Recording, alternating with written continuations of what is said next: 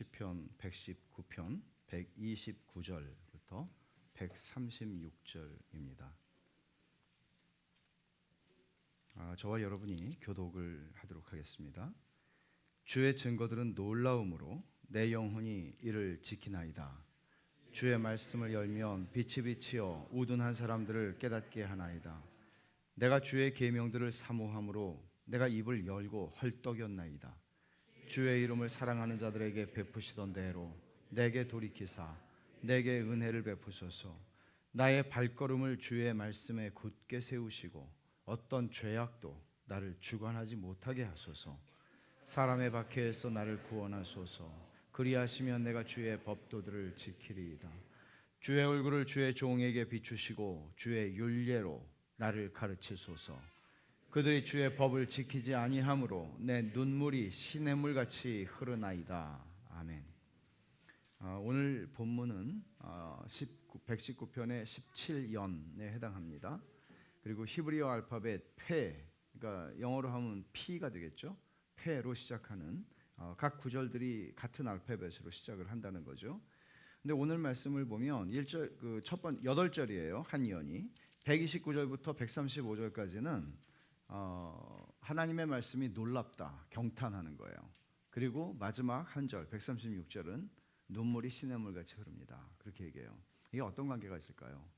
하나님의 말씀이 너무나 놀라워서 감탄합니다. 경이로움에 놀랍니다. 그런데 마지막에는 눈물로 끝나요. 눈물이 시냇물같이 흐른대요. 오늘 설교의 제목은 거룩한 눈물입니다. 우리가 인생을 살면서 눈물을 많이 흘리죠. 저는 월요일 날 아침에 영웅 안중근 보면서 엄청 울었습니다. 레미제라블도 더 재밌더라고요. 근데 흘리는 눈물이 너무 많잖아요. 눈물 없는 인생은 없죠. 이래서 울고 저래서 울고 울어야 할 일이 세상에 너무나 많습니다. 그런데 오늘 본문에서 우리가 보는 눈물은 소위 거룩한 눈물이라고 말하지 않을 수가 없습니다. 그러니까 어떤 것인지 한번 살펴보죠. 129절로 시작하는데 주의 증거들은 놀라움으로 내 영혼이 이를 지키나이다. 이미 앞에서 시인은 하나님의 말씀이 참 놀랍다 그런 표현을 했어요. 예를 들어서 18절을 보시면 내 눈을 열어서 주의 율법에서 놀라운 것을 보게 하소서. 이 시인에게는 하나님 말씀을 열면서 정말 하나님 말씀은 놀랍다, 비교할 수 있는 게 없다, 그런 것들을 알고 있고 놀라운 걸 보게 해달라고 기도합니다. 그리고 27절에서도 나에게 주의 법도들의 길을 깨닫게 하여 주소서. 그리하시면 내가 주의 기이한 일들, 놀라운 일들이거든요. 그러니까 이 성경에서 이게 왜 놀랍다고 얘기하냐면 하나님 자신이 놀라우신 분이고, 그러니까 놀랍다는 게 특이할 만큼 탁월하다, 비교할 수 있는 게 없다, 이것과 견줄 수 있는 게 없다, 그런 의미에서 하나님 말씀은 정말 놀랍습니다. 하나님 말씀은 너무나 잘 알아서 한 30번 읽었더니 이제는 그냥 다 하는 말씀이더라, 그렇게 얘기를 하는 게 아니고 하나님은 언제나 내 상상과 내 계산과 내 추측과 내 예상을 뛰어넘으시는 하나님이신 것. 하나님은 우리를 놀라게 하시는 하나님, 깜짝깜짝 놀라게 하시는 하나님, 때로는 이해할 수 없는 방식으로 내 인생을 끌고 가셔서 도저히 이게 도대체 하나님이 나를 버리신 게 아니고서는 어떻게 이렇게 하실 수 있나라고 밖에는 생각할 수 없는 자리까지 데려가실 때도 있는데, 그러면서도 우리를 뒤집어 놓으시는, 그 뒤집는다는 얘기는 이런 거죠. 반전이죠. 그 반전의 끝은, 인생에서도 반전을 경험하지만 반전의 끝은 천국입니다. 분명한 것은 하나님은 우리를 놀라게 하십니다. 왜냐하면 우리가 가늠할 수 없는 분이기 때문이죠. 그 하나님께서 말씀하시는 것이니까 이 하나님의 말씀도 놀라운 거예요. 그러니까 그 놀라우신 하나님이 하시는 말씀이니까 놀라운 거예요. 이런 얘기를 하는 것이죠. 그러니까 지금 시인이 이런 고백들을 한다는 것은, 시인은 하나님의 말씀의 놀라움을 이미 경험한 사람이고 그것을 더 경험하기를 원하고 그런 경이로움을, 경탄하는 것을 지금 표현하고 있는 것입니다. 129절에서 주의 말씀은, 주의 증거들은 놀랍습니다 라고 말하는 것이죠. 이사야가 메시아를 예언하면서 이렇게 얘기했어요. 그는 기묘라. 기묘라는 말이 무슨 뜻인지 아세요? 영어 성경에는 Wonderful Counselor라고 했어요. 기묘해요. 그러니까 원더풀한 분이에요. 놀라우신 분이에요. 예수님이 그러세요. 그러니 그 말씀, 하나님에 대한 말씀, 그리스도에 대한 말씀, 그리고 창조에 대한, 구원에 대한, 복음에 대한, 그리고 그 말씀의 기원과 특색과 모든 것들이 다 놀라운 것이죠. 사도 바울도, 그러니까 하나님의 사람들은 그 놀라움을 맛본 사람들이다, 이런 얘기를 하는 거죠. 그러니까 사도 바울도 에베소 교회를 위해서 기도할 때 이렇게 기도를 해요. 에베소서 3장 18절 19절에 보면 한번 찾아보실래요? 에베소서 3장 18절 19절. 에베소서에서 기도가 두 번 나오는데, 에베소 교회를 위한 기도가 1장에 나오고 또 3장에 나와요. 근데 3장 18절을 보면 18절과 19절을 읽겠어요. 능히 모든 성도와 함께 지식에 넘치는 그리스도의 사랑을 알고 그 너비와 길이와 높이와 깊이가 어떠함을 깨달아 하나님의 모든 충만하신 것으로 너희에게 충만하게 하시기를 구하노라. 지금 바울은 너희가 좀 지식에 넘치는, 그러니까 말하자면 내가 알아 라고 말할 수 있는 나의 그 지식, 나의 이해, 나의 어떤 그것을 뛰어넘는, 안다고 말할 수 없을 만큼 그걸 뒤집어 놓는 그런 그리스도의 사랑의 넓이, 깊이, 높이, 깊이가 어떤지를 너희가 알았으면 좋겠다고 얘기하잖아요. 놀랍다는 얘기잖아요. 형언할 수 없다는 얘기잖아요. 그러니까 너희가 그걸 알기를 바란다고. 그러니까 이제 제가 장래의 은혜를 우리가 읽잖아요. 근데 장래의 은혜는 제 삶에 굉장히 크게 기억에 남는 책이거든요. 제 신앙의 이해에 있어서. 그러면 제가 이게 이렇게 두꺼운 책을 교인들에게 읽게 하다니, 정말 나는 선한 목사인가 악한 목사인가 이런 생각을 하는 거죠. 이렇게 큰 숙제를 주다니 이게 무슨 학교인가. 근데 같이 알았으면 좋겠는 거죠. 같이 알았으면 좋겠는 거죠. 약간은 그런 마음이 느껴지는 거죠. 또 골로새 교회를 향해서 바울은 이런 말을 하거든요. 골로새 3장 2장 3절에 보면 그 안에는 지혜와 지식의 모든 보화가 감추어져 있느니라. 알기를 원하는 거죠. 알고 싶은 거죠, 같이. 근데 여기서 우리가 이 본문에서 주목할 것은 그 놀라움의 결과예요. 그래서 놀라워서 어떻게 하겠다는 거예요. 그래서 내용이 이를 지킨대요. 이 지킨다는 말은 순종한다는 말이에요, 1차적으로. 근데 이런 말도 있어요. 내가 이거를 보관한다. 그러니까 이게 너무나 보배로워서 놀라워서 나는 이 말씀을 항상 갑오처럼, 내 가장 재산 목록 1호처럼 난 이거를 지키겠다, 그런 의미도 있어요. 근데 여기서 이제 순종이라고 하는 것으로 이해를 한다면, 보세요. 하나님 말씀이 놀랍다 하는 게 지적인 사변적인 결론이 아니라, 이 사람은 하나님 말씀이 자기를 전인격적으로 놀라게 하는 하나님의 영적 권위, 신적 권위가 있는 말씀인 것을 경험해요. 그렇기 때문에 이 말씀에 나는 순종하겠다고 말하는 것이죠. 당연한 것입니다. 여러분, 왜 우리가 순종을 못할까요? 하나님 말씀에 안 놀라서요. 이해는 해요. 공부도 해요. 근데 놀라질 않아요.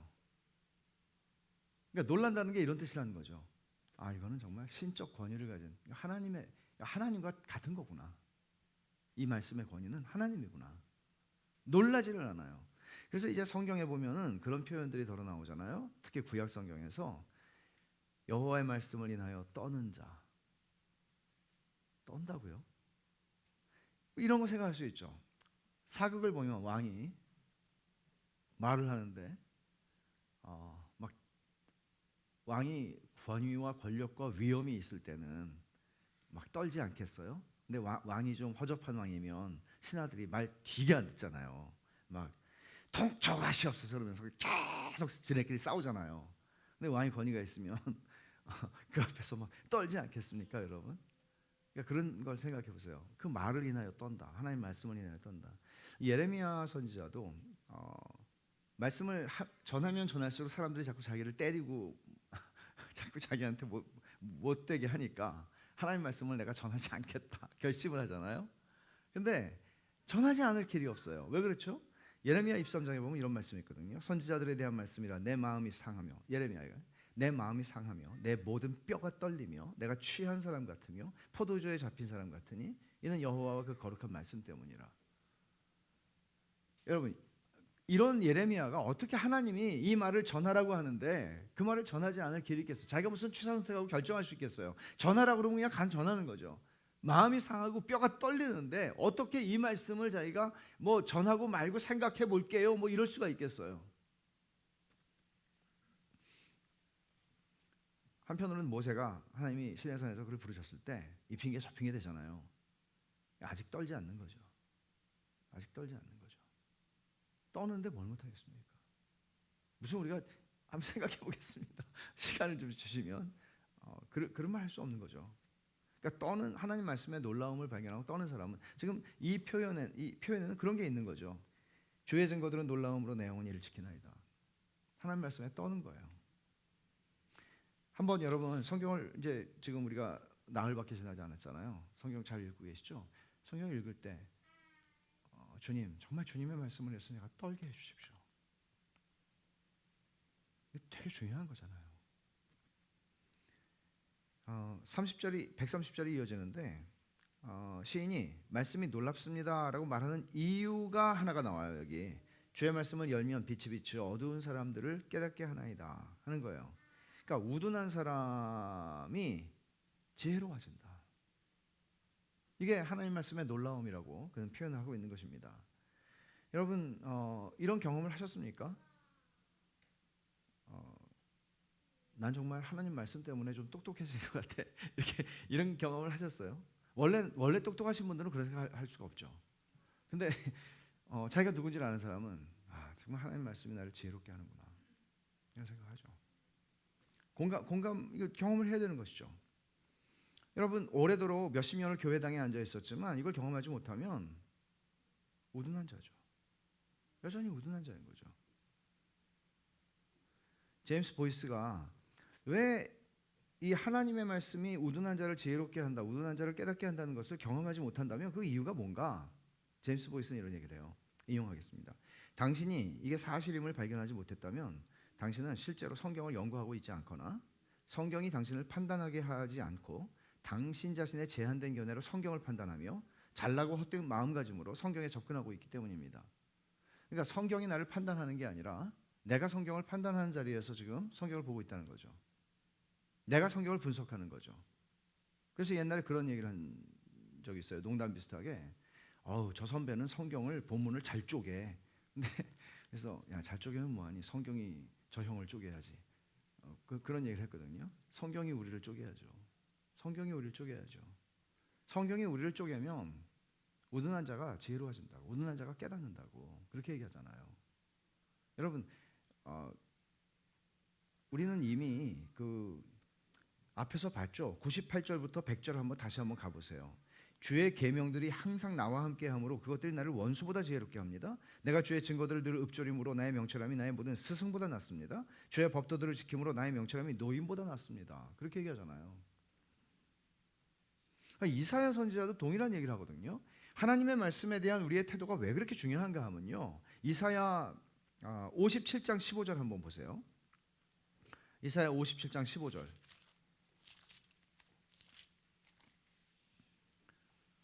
지극히 존귀하며 57장 15절입니다. 지극히 존귀하며 영원히 거하시며 거룩하다 이름하는 이가 이와 같이 말씀하시되 내가 높고 거룩한 곳에 있으며 또한 통회하고 마음이 겸손한 자와 함께 있나니 이는 겸손한 자의 영을 소생시키며 통회하는 자의 마음을 소생시키려 함이라. 근데요 여기 하나님이 높이 계신다. 지극히 존귀하다. 지존하신 분이에요. 영원히 거하시고 높고 거룩한 곳에 계세요. 그런데 굉장히 역설적이잖아요. 그러면 하나님은 그 수준에 맞는 사람들하고 같이 계셔야 되잖아요. 근데 그런 하나님이 이 땅바닥에 있는 그 중에서도 천하고 비천한 존재들과 함께 계신다. 여기 겸손한 자, 마음이 겸손하다고 그랬는데 이 표현 자체는 문자적으로는 천한 자들이라는 얘기거든요. 천한 자들하고 같이 계시겠다는 거예요. 인간 중에서도 좀 고위급, 인간 중에서도 좀 귀족, 인간 중에서도 왕족들하고 같이 계시는 게 아니라 통회하고 마음이 broken heart, 깨진 사람들. 왜 깨지죠? 인생의 질고를 지고 사는 거예요. 그런 사람들, 슬퍼하는 사람들, 마음이 겸손한 자, 낮아진 사람들, 이 사람들의 영혼을 소송시키고 통회하는 자의 마음을 소생시키기 위해서. 근데 여러분, 이 정반대의 케이스를 우리는 성경에서 많이 찾아볼 수 있긴 한데 아주 명시적으로 쓴 경우가 있어서 그걸 한번 찾아봤으면 좋겠어요. 역대하 36장 12절이에요. 유다의 마지막 왕이었습니다. 시드기야 왕이 하나님 말씀에 대해서 어떤 태도를 가졌는지를 한번 보세요. 또 거기에 이제 선지자 예레미야가 또 엮여 있는 거죠. 그래요. 예레미야가 얼마나 힘들었겠습니까? 역대하 36장 12절을 보시면 11절부터 한번 보세요. 시드기야가 왕위에 오를 때 나이가 21세라 예루살렘에서 11년 동안 다스리며, 그리고 이제 나라가 망한 겁니다. 그의 하나님 여호와 보시기에 악을 행하고 선지자 예레미야가 여호와의 말씀으로 일러도 뭐라 그래요? 그 앞에서 겸손하지 아니하였으며. 그러니까 하나님 말씀 앞에서 떠는 것은 고사하고 그는 하나님 말씀 앞에서 낮아지지 않았다는 얘기를 하는 거예요. 이게 하나님 말씀에 대해서 가지는 최악의 태도예요. 시드기야와 같은 태도를 취하는 한 그는 결코 놀라지 않죠. 어떻게 놀랍니까? 다리 꼬고 앉아서 내가 하나님 말씀을 판단할 수 있죠. 하나님 말씀 앞에 두려워 떨 수가 없는 겁니다. 그러니까 마틴 루터가 이런 말이에요. 가르치고 판단하고 내 말을 들어라고 하는 자세로 살아가지 않고 항상 내가 가르침을 받기를 원하고 판단을 받기를 원하고 내가 들으려고 하고 그럴 준비가 되어 있는 사람에게 성경은 열린다. 성경을 내가 판단하려고 그래요. 내가 뜻을, 예를 들어 이런 거예요. 저 같은 목사 같은 사람들이 성경을 이거를 내가 알아가지고 가르쳐야 되겠다. 이거 정말 놀라운 얘기를 가르쳐야 되겠다. 이게 아니고 하나님 말씀이 먼저 제 삶에 와야 되잖아요. 모두에게 마찬가지예요. 우리는 하나님 말씀이 필요한 거예요. 이건 내가 써먹는 도구가 아니에요. 우리는 하나님 말씀이 필요하다고요. 그래서 131절에 보면 내가 주의 계명 130절을 보면 주의 말씀을 열면 빛이 비치어라고 말하는데, 이게 이제 유목민들이 텐트에 문이 있지 않겠어요? 근데 우리가 생각하는 요즘의 그런 텐트가 아니라 이 사람들 되게 두껍게 치는 그런 텐트, 성막 같은 것처럼. 근데 거기에 보면 텐트는 깜깜한 거죠. 빛이 안 들어오는 거죠. 근데 거기에 가죽 덮개, 동물의 가죽 덮개로 이제 문을 이렇게 내려놓은 거죠. 그걸 탁 열면 빛이 쫙 들어오는 거죠. 깜깜한 텐트 안으로. 그런 이미지를 지금 차용해서 지금 말을 하고 있는 거예요. 그러니까 우리가 캄캄한 방에 문을 쫙 열면 빛이 그냥 쫙 들어와서 밝아지는 것처럼 그런 거를 얘기하는데, 이게 지금 사람에 대한 얘기를 하는 거잖아요.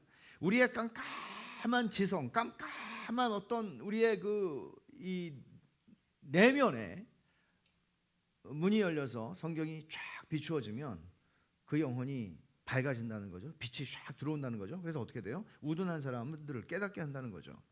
우둔한 사람이라고 여기 표현된 사람은 영어 성경에는 보통 어떻게 이 우둔한 사람을 표현하냐면 심플하다고 표현했어요. 심플한 사람. 이런 뜻이에요. 자신의 절박한 필요를 알고 자기를 신뢰하지 않는 순수한 사람을 얘기할 수도 있고, 어린아이를 얘기할 수도 있고, 또는 이렇게 세상을 어떻게 살아가야 하는지 내가 다 알고 있어 하는 식으로 살지 않는 사람. 이 사람들 지혜롭게 한다는 거예요. 그래서 우리가 인생을 살면서 여러분 세상의 지식을 얘기하는 게 아니고, 이거는 세상의 지식이 아니라 지혜를 얘기하는 거예요. 그래서 하나님 말씀이 우리를 잘 살게 한다라고 얘기한다는 이 사실 앞에서 우리는 얼마나 주님, 제가 우둔합니다. 주님, 이 말씀을 제게 비추어 주셔서 깨닫게 해주십시오라고 기도할 필요가 있겠으며, 우리가 왜 하나님 말씀을 그렇게 애독해야 합니까? 중요한 거죠. 여러분, 분명하게 하나님 말씀이 보증을 하고 있기 때문에 말씀드릴 수 있는 거는, 여러분 잘 살고 싶으면 성경 읽으세요. 진짜로. 잘 살고 싶으면, 막 살고 싶으면 읽지 마세요. 잘 살고 싶으면 읽으세요. 하나님 말씀이잖아요. 이 빛이라고 하는 주님의 말씀은 열면 빛이 비춘다는 것은 한편으로는 성령의 조명하심을 또 보여주는 것 같아요. 성령의 조명하심이 같이, 하나님 말씀과 성령이 같이 일해서 우리를 밝은 길로 인도하는 거죠. 그런 것으로 이해가 돼요. 131절을 보시면은 이게 이 시인의 지금의 고백에 당연히 따라올 수밖에 없는 반응이 나오는데, 이게 얼마나 이 말씀이 놀랍고, 그래서 내가 이 말씀에 순종하겠다고 그러고, 말씀을 열면 빛이 비쳐서 우둔한 사람을 깨닫게 하는 말씀이라면, 그러니까 사모하죠. 131절에 내가 주에게 명들을 사모함으로 내가 입을 열고 헐떡였나이다. 마치 무슨 광야에서, 사막에서 그냥 목이 말라가지고 있는 사람처럼, 짐승처럼 막 헐떡거리면서 하나님의 말씀을 찾는다는 얘기죠. 얼마나 이 표현이 놀랍습니까? 제가 칼빈이 말한 게 되게 인상적인데, 이 본문을 가지고 설교하면서 헐떡였나이다라는 말에 대해서요, 조금 길지만 제가 인용하겠습니다. 헐떡였나이다라는 말로 그는 거의 숨을 쉴 수 없다고 시인은 말합니다. 그는 자기가 가진 열심, 즉 하나님의 율법으로 가르침 받겠다는 열렬한 열심을 표현합니다. 이 태도는 우리가 보잘것없는 존재임을 알고 우리의 궁핍과 필요를 느끼면서 교훈을 받기 위해 하나님을 갈망하는 태도입니다. 이렇게 우리가 열렬한 욕구를 불러일으킬 때 우리는 하나님의 말씀으로 불타오르게 됩니다. 유념할 것은 오늘날 16세기예요. 16세기 제네바입니다. 오늘날 사람들은 다윗이 이 구절에서 주장하는 이런 유익과 감화를 알아채지 못한다는 사실입니다. 왜냐하면 우리는 하나님의 뜻을 찾는데 너무나 냉랭하기 때문입니다. 실제로 이런 욕구를 가진 사람, 단지 조금이라도 하나님께 가르침 받으려는 마음을 가진 사람이 100명 중 1명이나 발견될 수 있을까요? 반대로 우리가 보는 것은 즐기기 위한 하찮은 것들이 너무나 많이 필요하다고 느낍니다. 우리는 가련할 정도로 허영에 가득 차 있습니다. 마귀가 우리 앞에 무언가를 내놓는 즉시 우리는 그 뒤를 쫓으며 하나님께 속한 모든 것에서 이탈할 기회로 삼습니다. 그러므로 우리 안에 그런 냉랭함을 볼 때 여기서 다윗이 선포한 것처럼 그런 열렬함을 향해 나와야 하지 않을까요? 과연 이 열렬함은 어디 있나요? 우리는 진정 하나님께 가르침 받는 자들이 거의 없음으로 인해 놀라지 않나요? 그의 가르침에 대한 참된 욕구가 폐부까지 와닿는 사람이 거의 없음을 인하여 말입니다. 16세기 얘기를 지금 칼빈 하고 있잖아요. 21세기 광주는 어떻습니까? 이런 사람은 어디 있습니까? 헐떡 있는 사람이요. 칼빈은 하나님의 말씀을 사모하는 자가 없다, 헐떡 있는 사람이 없다, 베개나 하나 있을까 말까다, 그렇게 얘기하잖아요. 이 말은 뒤집어 말하면 우리는 하나님의 말씀의 놀라움을, 그 진가를 알지 못하고 경험하지 못했고, 그러다 보니 하나님의 말씀이 열려졌을 때 빛이 비추어서 우둔한 사람, 나 같은 우둔한 사람을 깨닫게 하는 것을 경험하지 못했고, 그렇기 때문에 우리들은 그 말씀의 맛을 보지 못했기 때문에 그 말씀을 원하지 않고, 그 말씀을 원하지 않기 때문에 점점 그 말씀 없이 살아가는 것이죠. 인생을 우리가 30년을 살았든 50년을 살았든 70년을 살았든 간에 우리의 인생에서 그런 일들이 그냥 계속 악순환이 된다는 얘기예요. 복음의 능력과 은혜는 어떤 사람에게서 시작합니까? 자기가 보잘것없는 존재, 우둔한 존재라는 걸 알고 그 말씀을 찾는 사람이죠. 하나님의 말씀에 놀라운 능력이 있어서 우둔한 자를 지혜롭게 한다 해도 그 말씀의 능력을 경험하는 것은 무슨 법칙을 따라서, 공식을 따라서 하면 된다가 아니라 은혜죠. 하나님의 주권적인 은혜입니다. 우리에게 주어지는 것은. 그러면 여러분 132절을 한번 보세요. 주의 이름을 사랑하는 자들에게 베푸시던 대로 내게 돌이키사 내게 은혜를 베푸소서. 그러니까 헐떡이면서 하나님 내게 은혜를 베푸십시오. 하나님의 말씀의 능력을 내가 경험할 수 있게 해주십시오. 더 맛보게 해주십시오 라고 기도하는 거예요. 근데 여기 베푸시던 대로라고 하는 말은요, 이게 사법적인 판단을 의미하는 미슈파트라고 하는 말이 쓰였는데, 그러니까 법대로 그렇게 쓴 것처럼 보인단 말이에요. 근데 이게 어떤 말을 하는 건가 하면, 하나님의 어떤, 이게 습관이라는 뜻이 있어요, 이 단어가. 그러니까 하나님이 어떤 습관을 가지시느냐, 그건 뭔가 하면 당신의 이름을 사랑하는 자들에게 은혜를 베푸신다는 거죠.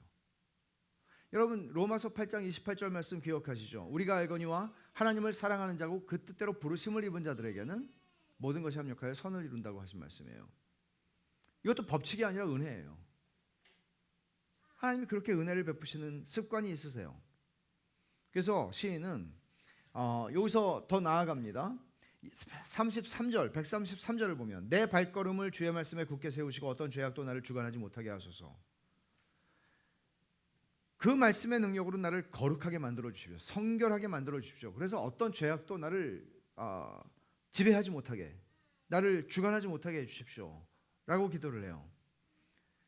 가인이 범죄한 다음에 하나님께서 죄가 문 밖에서 마치 웅크리고 있는 그 사자처럼 뛰어오르려고 나를 삼키려고 하는 사자처럼 죄가 웅크리고 있다, 그런 말씀하셨어요. 근데 우리는 사실 이 세상에서 넘어지지 않고 산다면 기적이잖아요. 너무나 많은 죄의 유혹들이 많잖아요. 그 속에서 우리가 이런 기도를 드리지 않을 수가 없잖아요. 죄악이 나를 주관하지 못하게 하소서. 근데 우리가 죄악과 싸워본 사람이라면 알지만 율법주의는 죄악과 싸워서 이길 수 있는 힘이 없어요. 여러분, 죄와 싸워서 내가 이 죄를 절대로 짓지 않겠다라고 결심해가지고 성공하신 분 계시면 한번 손 들어보세요. 없어요. 죄를 짓지 않겠다고 하는 결심이 우리로 죄를 짓지 않게 만드는 자리로 데려가지 않고 도리어 죄를 더 부추기고, 죄가 우리의 그 결심을 이용을 해서 우리를 또 넘어지게 해요. 심지어 그 결심을 어느 정도 지킬 수 있게 함으로써 우리를 교만 덩어리로 만들어가는 예들도 있어요. 심지어 무서워요. 율법주의라는 것은 죄가 나를 장악하지 못하게 만들 수 있는 힘이 하나도 없어요. 오직 복음밖에는. 그래서 은혜 아래에 있는 신자를 죄가 주관할 수 없다, 로마서 6장 14절에서 그런 말씀을 하잖아요. 이 말씀도 우리는 그렇게 읽어야 하는 말씀이죠. 오직 갈보리의 십자가밖에는 하나님의 자녀로 하여금 죄를 새로운 관점으로 보고 죄를 혐오하게 만드는 것이죠. 그리고 확신을 가지고 거룩하신 하나님께로 죄를 이기고 나아가게 하는 힘이 없습니다. 갈보리의 십자가밖에는, 예수님을 바라보는 것밖에는, 복음은 항상 말하는 거죠. 자기 자신을 바라보라고 얘기하지 않아요. 너 자신을 알라, 필요해요. 그러나 먼저 우리는 그리스도 안에서 자신을 봐야 되는 사람들이에요. 그리스도 안에서 자신을 보는 일을 계속해야 돼요. 왜냐하면 사탄은 우리를 고소할 때, 야, 너같이 쓸데없는 놈, 너같이 별 볼 일 없는 인생, 너같이 너도 알고 나도 아는 죄가 있는데 네가 무슨 이라고 얘기하죠. 그러나 우리는 언제나 그리스도를 통해서 나를 봐야 돼요. 그게 복음의 훈련이에요.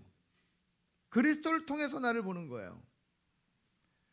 그것만이 죄악이 우리를 주장하지 못하게 하는 방법입니다. 그리고 또 기도하기를, 시인은 134절에 사람의 박해에서 나를 구원하소서 그러죠. 근데 이거 사람의 박해는 히브리 말로 읽으면 아담의 박해에서 나를 구원하소서. 아담이 사람이니까요. 아담의 박해에서 나를 구원하소서. 다른 글자도 있는데 이 단어를 썼어요. 아담의 박해라고. 아마 어떤 성경학자가 해설하기를 이렇게 했어요. 사람들이 나를 외부에서 나를 박해하는 세력들이 있다. 그러나 아담의 박해라고 썼을 때 이것은 아담이라고 하는 이 인간 내부에 있는 죄성으로부터, 내 안에서부터 올라오는 이 공격으로부터도 나를 구해달라고 지금 시인은 기도하는 것이라고 설명하는데, 좋은 설명이라고 생각이 돼요. 이제 135절의 간구를 보세요. 주의 얼굴을 주의 종에게 비추시고 주의 율례로 나를 가르치소서. 많이 나오는 표현이잖아요.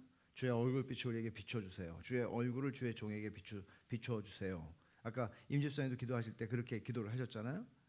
이거는 아론의 축복을 연상시키는 기도인 거 아시죠? 보세요 한번. 저 민수기 강해를 할 때 이 본문이 저는 제일 좋았어요.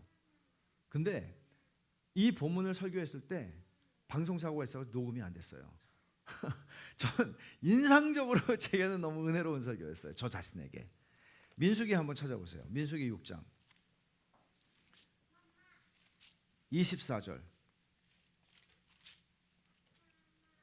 여호와는 네게 복을 주시고 너를 지키시기를 원하며 여호와는 그의 얼굴을 네게 비추사 은혜 베푸시기를 원하며 여호와는 그 얼굴을 네게로 향하여 드사 평강 주시기를 원하노라. 아론이 대제사장으로서 처음으로 백성을 향해서 한 축복이 이거였어요. 이 아론의 축복이라고 그러죠. 종종 목사님들이 고린도후서 13장 13절 대신에 이 본문을 가지고 축도를 하시기도 하죠. 얼마나 멋진 축복입니까, 여러분? 이보다 더 나은 축복을 여러분 어디서 발견할 수 있겠습니까? 여호와는 내게 복을 주시고 너를 지키시기를 원하며 여호와는 그의 얼굴을 내게 비추사 은혜 베푸시기를 원하며 여호와는 그 얼굴을 내게로 향하여 드사 평강 주시기를 원하노라. 하나님의 얼굴 빛을 구하는 기도잖아요. 여기서 똑같은 기도를 하고 있는 거죠. 주의 얼굴을 주의 종에게 비추시고. 재밌는 것은 유진 피터슨이 메시지 성경에서 주의 얼굴을 주의 종에게 비추시고를 어떻게 번역을 했냐면 Smile on me, your servant. 나에게 smile 해주세요. 종에게 smile 해주세요. 웃어주세요. 미소를 지어주세요. 잠언 16장 15절에 왕의 희색은 왕의 그 웃는 기쁨의 얼굴은 생명을 뜻하나니 그의 은택이 늦은 비를 내리는 구름과 같다라고 했듯이 주님의 웃는 얼굴을 뵙는다고 생각을 해보십시오. 그러면 하나님의 자녀들은 하나님의 자녀라면 아무리 깊은 낙담과 절망 속에 있을지라도 다시 일어날 수 있는 힘을 단번에 얻을 수 있을 것입니다. 하나님이 나를 향해서 웃으시는 모습을, 환히 웃으시는 그 모습을 본다면. 그래서 이런 기도는 굉장히 의미심장하게 들립니다. 주의 얼굴을 주의 종에게 비추시고, 여러분 아론을 통해서 하나님이 이렇게 축복하라고 내 백성을 말씀하셨잖아요. 그러면 우리는 이게 하나님께서 우리를 향해서 가지고 계시는 계획이구나. 아론이 누구예요? 대제사장이에요. 그리스도를 예표하는 대제사장이에요. 그리스도 안에서 하나님은 우리에게 이런 축복을 주시기를 원하시는구나. 그럼 하나님의 뜻대로 무엇을 구하면 들으심이라. 이 기도를 하세요. 민수기 6장에. 그리고 오늘 여기 135절에 주님 저를 향해서 웃어주세요. 그럼 힘이 나죠. 찰스 브리지스는 주님의 얼굴빛에 한 가닥 광선이 죄 있는 종에게 희미하게 남아 비춰지면 그 광선은 1000세계의 영광을 능가합니다. 믿음의 사람들이여, 여러분이 순리의 길을 걷는 발걸음에 힘을 얻으려면 이 소망을 항상 견지하십시오. 어떤 소망이요? 주님의 얼굴빛에 한 가닥 광선이 나에게 비추어지는 것. 그러면 갈 수 있잖아요. 근데 우리가 하나님의 얼굴빛에 한 가닥 광선을 보려면, 또 하나님의 웃는 얼굴을 보려면 어떻게 해야 돼요? 기도만 하면 돼요? 어떻게 해야 돼요? 하나님의 말씀을 통해서밖에는 하나님의 얼굴을 볼 수 없어요. 여러분 고린도후서 3장 18절 말씀 기억하세요? 우리가 다 수건을 벗은 얼굴로 거울을 보는 것 같이 주의 영광을 보매 그와 같은 형상으로 변화하여 영광에서 영광에 이르니 곧 주의 영으로 말미암음이라. 주의 영광을 본다 그랬잖아요. 그리고 4장으로 넘어가면 고린도후서 3장 18절이고 4장으로 넘어가면 이 복음 안에서 우리는 예수 그리스도의 얼굴에 있는 하나님의 영광을 아는 빛을 본다고 얘기를 해요. 구약의 표현을 그대로 가지고 와서 쓰는 거예요. 바울은 주님의 얼굴빛을 본대요. 영광의 빛을 본대요. 어떻게? 하나님의 말씀을 들음으로. 하나님 말씀을 들을 때. 그래서 하나님 말씀을 들을 때 그러니까 하나님 말씀 없이는 하나님의 영광을 볼 수 없는 거죠. 그래서 이 사람은 주의 증거들은 놀라움으로 라고 표현하는 거예요. 주의 말씀을 통해서 주님의 영광을 보니까, 그 얼굴빛을 보니까, 이렇게 말씀의 능력의 놀라움과 감탄을 표현한 시인이 136절 마지막 절에서 눈물이 시냇물같이 흐른다고 얘기하잖아요. 이게 이제 왜 갑자기 이렇게 말하는 거죠? 그 이유가 있어요. 그들이 주의 법을 지키지 아니하므로. 사람들이 하나님 말씀에 순종하지 않는 것 때문에 이 시인은 눈물이 시냇물같이 흐른다고 얘기를 하는 거죠. 이걸 거룩한 눈물이라고 저는 표현한 거예요. 여러분 이 시인이 136절에 이 말을 하는 거, 이 고백을 하는 게 얼만큼 우리는 공감을 할까요? 여러분들은 어떠세요? 이 말씀에 여러분들 얼만큼 공감을 하세요? 사람들이 하나님 말씀에 순종하지 않고 사는 사람들이 너무 많잖아요. 그리고 우리 자신의 모습을 봐도 우리 자신들도 정말 너무나 슬프게도 하나님 말씀 앞에 순종하지 못하고 살아가는 모습이 우리 안에 너무나 많잖아요. 이 고백의 의미를 우리는 얼마나 공감하고 있나요?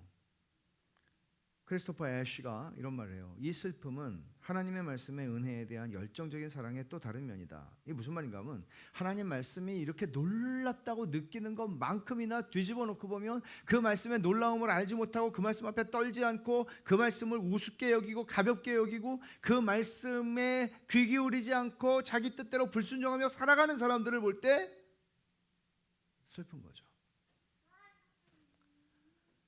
그래서 눈물을 흘린다고 얘기를 하는 거예요. 근데 한번 생각해 보세요. 불순종하는 사람들을 비난하기는 너무나 쉽잖아요.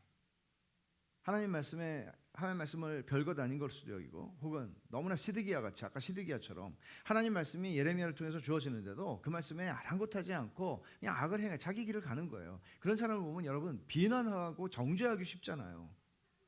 우리가 눈물이 시냇물 같이 흐른다고 고백하게 되고 눈물이 시냇물 같이 흐르는 걸 경험하나요? 일반적으로는 뭐 저런 인간이 있나? 저 사람 저러지? 우리 이렇게 하기가 참 쉽잖아요. 근데 이 시인은 경건한 슬픔을 느껴요. 거룩한 눈물을 흘려요. 근데 성경을 가만히 보면 놀라울 정도로 이런 방식이 이런 게 하나의 하나님의 사람들의 고유한 특징이었다는 것을 부인할 수 없이 보게 돼요. 우리는 참 롯에 대한 평가가 참 어렵다고 느껴요. 왜냐하면 롯은 자기 삼촌 아브라함을 따라왔지만 어떻게 보면 굉장히 좀 세속적인 사람 같이 보이기도 하고, 근데 성경의 평가는 그렇지가 않거든요. 소돔을 선택했잖아요. 근데 성경의 평가는 베드로후서 2장 7, 8절에 보면 소돔에서 무법한 자들의 음란한 행실 때문에 롯의 의로운 심령이 상했다 그러거든요. 상했다. 의로운 롯의 의로운 심령이 상했다. 이거는 그렇다. 롯은 그렇다 치고 모세가 금송아지를 섬겼습니다. 아론과 백성들이 금송아지를 섬겼습니다. 그 일 후에 어떻게 했나요? 산에 올라가서 40일 40주야를 금식하며 하나님 앞에 엎드렸습니다. 사무엘은 하나님한테 불순종하는 사울을 하나님이 버리겠다라고 말씀하시자 바로 그가 보인 반응은 뭐였나요? 하나님 잘하셨습니다. 그 인간 안 될 인간이더군요. 근데 그렇게 말하지 않죠. 근심하며 밤새 부르짖었다고 합니다. 학사 에스라 읽고 있죠? 에스라는 이스라엘 백성과 제사장들과 레위인들이 구장으로 가게 되면 이 리더들 아니에요. 백성의 리더들, 제사장들, 레위인들. 근데 이 사람들이 다 가나안 여인들, 뭐 이방 여인들을 뭐 아내로 삼고 며느리로 삼고 다 그냥 그렇게 한 거예요. 성경에서 하나님 원하지 않는다고 말씀하심에도 불구하고 율법을 너무나 잘 아는 제사장들이고 레위 사람들이 그렇게 했다는 거잖아요. 그러니까 학사 에스라는 그 표현을 그대로 보면 속옷과 겉옷을 찢고 머리털과 수염을 뜯으며 탄식하고 웁니다. 사도 바울은 아테네에 우상이 가득한 걸 보고 마음에 격분했고 십자가의 원수로 행하는 사람들 때문에 눈물을 흘린다고 빌립보 교회를 향해 편지를 씁니다. 십자가의 원수로 행하는 사람들, 그들이 분명히 복음을 처음에 들었던 사람들이고 반응을 했던 사람들이에요. 근데 십자가의 원수처럼 행동하는 거예요. 근데 그것 때문에 눈물을 흘린다고 바울은 얘기합니다. 근데 이 모든 사람들의 눈물을 압도하는 진짜 눈물이 있습니다. 진짜 거룩한 눈물이 있습니다. 예수님의 눈물이었습니다. 예수님께서 그 마지막 주간에 예루살렘 근교에서 예루살렘을 바라보시면서 예수님은 우셨다라고 누가복음에 되어 있는데 그 우셨다는 게요. 실제로 헬라어는 통곡하는 것을 표현하는 울었다는 표현을 썼거든요. 그러니까 여러분 얼마나 당황스럽겠어요. 제자들이 예수님이 점잖게 눈물을 흘리셨다 이런 게 아니고요. 통곡을 하시는 거죠. 뭐라고 그러셨어요? 예루살렘아 예루살렘아 선지자들을 죽이고 얼마나 많은 선지자들을 죽였습니까? 내게 파송된 자들을 돌로 치는 자요 암탉이 새끼를 날개 아래 모음같이 내가 네 자녀를 모으려 한 일이 몇 번이더냐. 그러나 너희가 원하지 아니하였도다. 그러면서 주님 통곡하셨거든요. 이 눈물은 주님이 십자가를 지고 죽으실 것에 대한 자기 연민의 눈물 아니잖아요. 여전히 불순종하고 불순종 정도가 아니잖아요. 예수님을 잡아 죽이려고 지금 모의를 꾸미고 있는 그 예루살렘을 향해서 주님은 우셨습니다. 근데 이 말씀 오늘 본문을 이렇게 보면 이 경탄 하나님 말씀에 대한 놀라움 그리고 눈물이 같이 가거든요. 일곱 절과 한 절이지만 이게 균형을 가져요. 이게 무슨 얘기인가 하면 아까 크리스토퍼 애쉬가 한 말도 그런 말이지만 하나님 말씀에 대해서 놀라는 만큼 하나님 말씀에 대해서 떠는 만큼 우리가 이 눈물, 이 거룩한 눈물도 같이 간다. 그런 얘기를 우리도 이해할 수 있을 것 같아요. 주님이 애통하는 자는 복이 있나니 그들이 위로를 받을 것이며 주님 그렇게 말씀하셨어요. 이 말씀의 의미를 경험하셨나요? 이것이 얼마나 복된 것인지 아시나요? 여러분, 에스겔 선지자가 왜 애통하는 자가 복이 있는가? 저는 이 말씀을 다양하게 해석할 수 있겠지만 이런 생각을 해요. 에스겔, 저는 성경 전체에서 가장 무서운 본문 중에 하나가 에스겔 초반부라고 생각을 하는데, 하나님이 예루살렘 성전을 심판하시는, 예루살렘 성전에서 하나님이 당신의 임재를 거두어 가시는, 떠나시는 장면이란 말이에요. 근데 거기 이제 여호와 하나님의 심판이 이제 천사들을 통해서 예루살렘 성에 도달하게 되죠. 그때 하나님이 이렇게 말씀하세요. 에스겔 9장 4절 한번 찾아봅시다.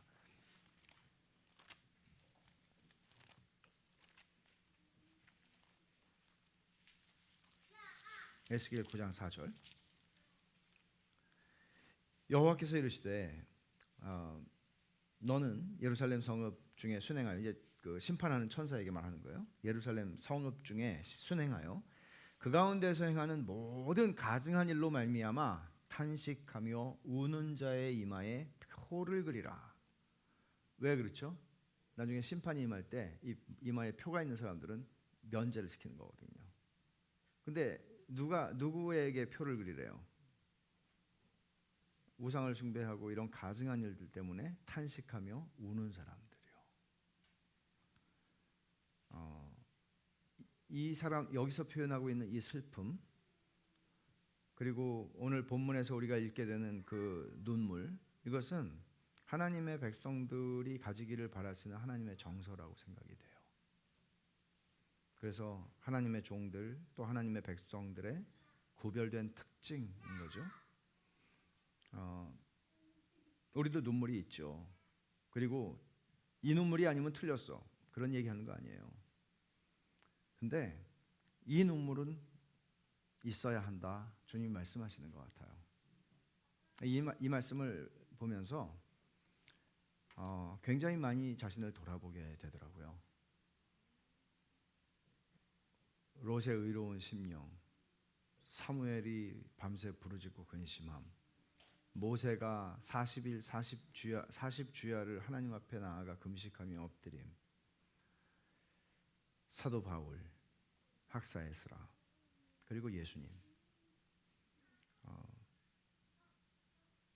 이런 마음, 이런 거룩한 탄식, 슬픔, 그리고 거룩한 눈물을 하나님께서 원하시는구나.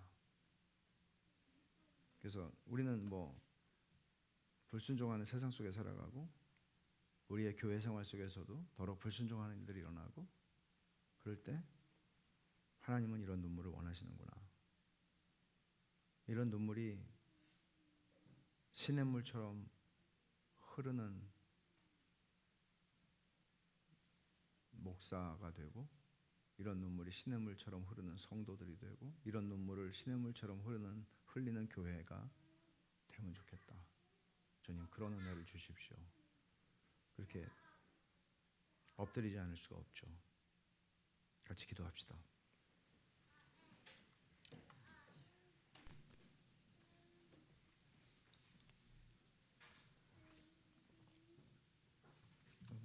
이 시간에 우리 잠깐 들은 말씀으로 잠깐만 기도합시다. 한 가지, 몇 가지 기도의 제목도 나오죠. 근데 한 가지 분명한 거는, 주님, 제 삶에 이런 거룩한 눈물이 주님이 예루살렘을 향해서 가지셨던, 주님, 정말 주님의 정서와 주님의 정서를 배우고 싶습니다. 그런 마음으로 살고 싶습니다. 오늘날 정죄하는 그리스도인들은 너무나 많지만 눈물이 시냇물같이 흐르는, 불순종하는 자녀 때문에, 불순종하는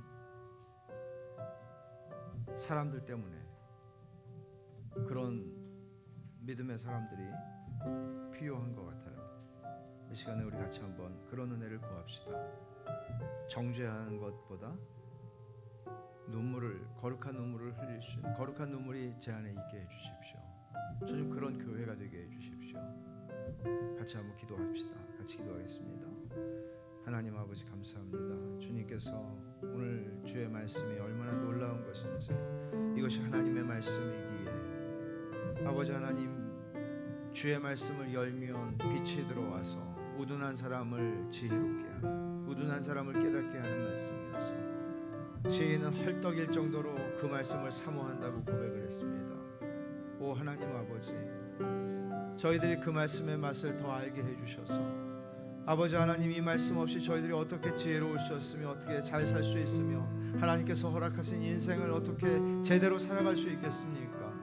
하나님 아버지 은혜를 주셔서 하나님 아버지, 이 말씀으로 저희들을 놀라게 하시고 이 말씀의 놀라움을 저희로 알게 하시고 맛보게 하시고 경험하게 하여 주셔서 아버지 하나님, 헐떡일 정도로 저희가 이 말씀을 찾게 해주십시오. 100명 중에 하나도 찾을 수 없다고 칼빈이 탄식했던 16세기의 제네바처럼 아버지 하나님, 오늘날 이곳에서도 아버지 하나님의 말씀을 헐떡이며 찾는 사람들을 우리는 어디서 찾아볼 수 있을까요? 하나님 아버지, 저희가 무엇인가를 아는 사람인 것처럼, 마치 우리의 인생을 살아가는 방법을 아는 것처럼 교만하지 않게 해주시고, 하나님 아버지, 그 말씀 앞에 시드기야처럼 어리석은 태도로 아버지 하나님 방관하지 않게 해주시고, 아버지 하나님 마음이 낮아지고 아버지 하나님이여 그 말씀 앞에 통회하는 은혜를 주시옵소서. 하나님, 저희는 말씀이 필요합니다. 아버지, 이 놀라운 말씀을 저희들의 생애에 허락하여 주시옵소서. 아버지 하나님뿐만 아니라 그 말씀의 놀라움을 알기에 주님, 말씀대로 살아가지 않는, 말씀을 우습게 여기는, 말씀을 경시하고 가볍게 여기는 사람들을 볼 때 하나님 아버지, 그것이 우리의 자녀든지 배우자든지 아버지 하나님, 우리의 부모든지 우리의 형제든지 우리의 주변에 그런 사람들을 볼 때 하나님 아버지, 우리가 비난이 아니라 정죄가 아니라 하나님 아버지, 우리의 눈물이 시냇물같이 흐르는, 예수님께서 예루살렘 성을 보시며 우셨던 것처럼 하나님, 그런 눈물이, 다윗의 눈물이, 아버지 하나님 사무엘의 눈물이, 에스라의 눈물이 저희 안에 있게 해주시옵소서. 하나님 아버지, 그런 교회가 되게 해주십시오. 아버지 하나님, 그런 은혜를 저희가 이렇게 주시옵소서. 하나님 아버지 감사합니다. 하나님께서 오늘 이 말씀을 통하여 내가 너희들에게 이 거룩한 눈물을 보기를 원한다고 말씀하시는 것 같습니다. 하나님 아버지, 저희가 사는 동안에 이 거룩한 눈물을 흘리는 주의 자녀들이 되게 해 주시옵소서. 예수님이 당신을 못 박으려고 하는 예루살렘의 그 패역함을 보시면서 우셨던 것처럼 주님, 저희들도 사는 동안에 정죄하기에 바쁘고 비난하기에 바쁜 그런 바리새인과 율법주의자 같은 사람들이 되지 아니하고 가슴을 치며 아파하며 눈물이 시냇물같이 흐른다고 고백하는 주님, 그런 주님의 마음을 가진 사람들이 되게 해 주시옵소서. 예수님의 이름으로 기도하옵나이다. 아멘.